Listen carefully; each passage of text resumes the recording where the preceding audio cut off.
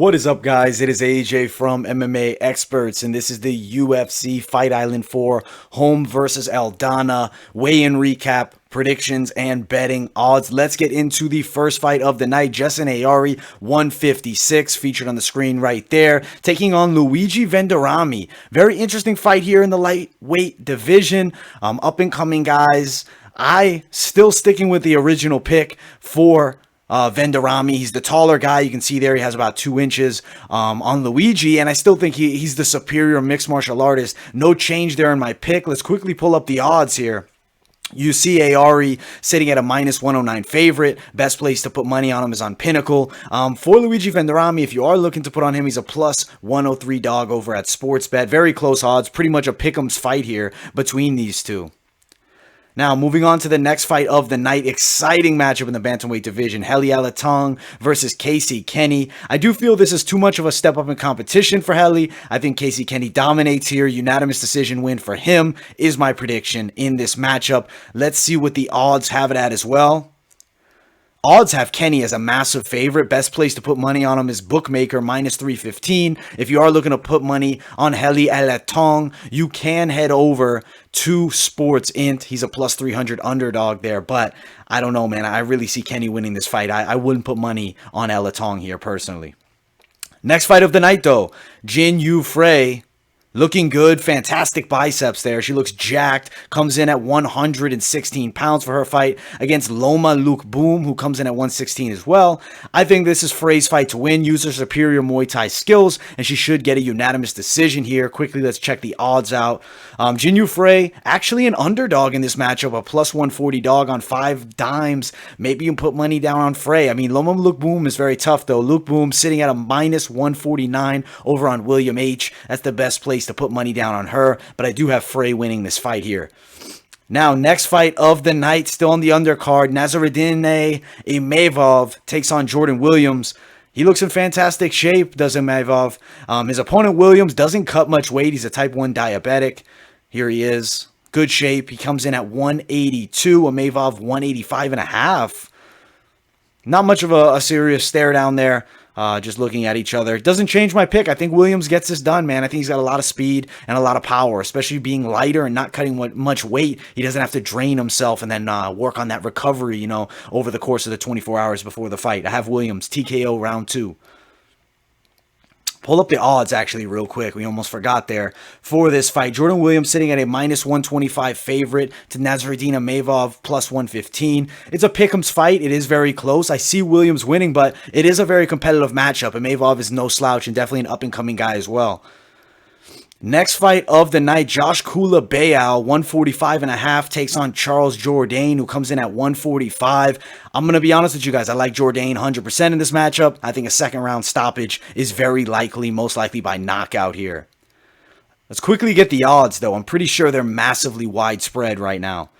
Jourdain minus 437 favorite on Sportsbet. Josh Culibao is a plus 373 if you're looking to throw some money down. I don't see an upset here. I really don't. But, I mean, you never know. Fighting, anything could happen. But I got Jourdain winning dominantly. Now, McGee versus Carlos Condit. This is a fun fight. A fight between two welterweights that have been around for a long time. The former interim champion, Carlos Condit, featured there. I got Condit winning this fight. I think he does so in the second round. He came in at 171 pounds. McGee 170 and a half. No weight issues there for either of them. I think second or third round is realistic, but I'm picking second round knockout win for Carlos Condit. I think we're going to see glimpses of the young Condit here.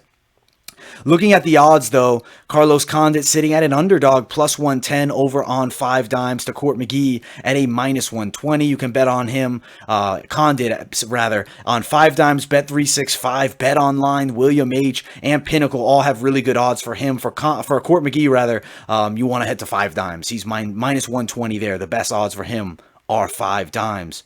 Not much of a serious face-off, but going to be a good fight. I am excited for the matchup. Let's see if we can get this guy to load in here. It looks a little blurry.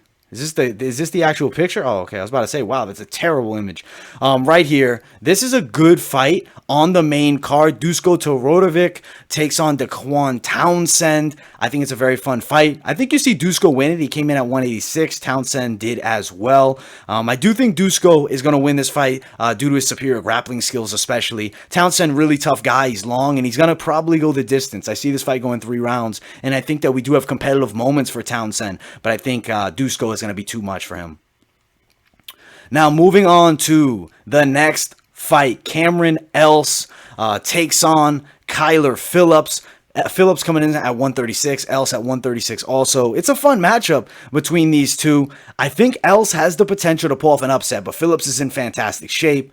We see Cameron Else with a slight height advantage. They're getting in each other's faces. Hey, I am going to still ride with the upset win for Cameron Else. For some reason, I do believe he has the ability to pull it off here, and I think he does so by impressive knockout victory, possibly in the first round. I do think Kyler Phillips is hittable, and there is a chance that we see a win here. Now, looking at the odds for this fight. Oh, down here, okay. We have Cameron Else at a plus 410 dog to Kyler Phillips at a minus 455. And I do believe I didn't pull up the odds for the Townsend fight. Apologize about that. We'll quickly look at them too. Plus 310 underdog is Townsend. Dusko Todorovic minus 333. I don't really know if you want to bet on either of the favorites here because they're massive favorites. But as far as an underdog goes, I like Cameron Else's chances more so than Townsend. If I had to put money on a dog, and I am picking Else by upset, but I definitely think there's a chance Phillips gets this win. But that overhand right is something special, and I think he could win here. Granted, he hasn't fought the best fighters of all time, but he does have the ability to win here. Now, Julianna Pena stepping on the scale, looking very good, 135.5. Germaine Randamie comes in at 136. Significant, not super significant, but slight reach advantage for Randamie. Also, the height advantage for Randamie, the striking advantage. I think Pena definitely has the grappling edge here, but I do think we see a Randamie victory. I think she really can do it. She showed some really good striking skills, even in her fight against Amanda Nunes. Made Nunes go to the ground with her. If she can keep it on the feet, I see a Randamie stoppage in round number 2. Wouldn't be totally shocked, though, if we see a grinding decision by Julianna Pena in this matchup. But let's quickly pull up the odds and check them out here. Okay, so we have Germaine Randamie a minus 145 favorite, Julianna Pena plus 135. Very close odds, I think. Fair odds. I could see even Pena as a favorite. She is a very dangerous grappler, and that tends to be the kryptonite for Randamie. But still riding with a Randamie TKO victory. Now, co-main event of the evening, Carlos Felipe comes in at 263 to take on Yorgan de Castro, who comes in at 261. If we can find him here.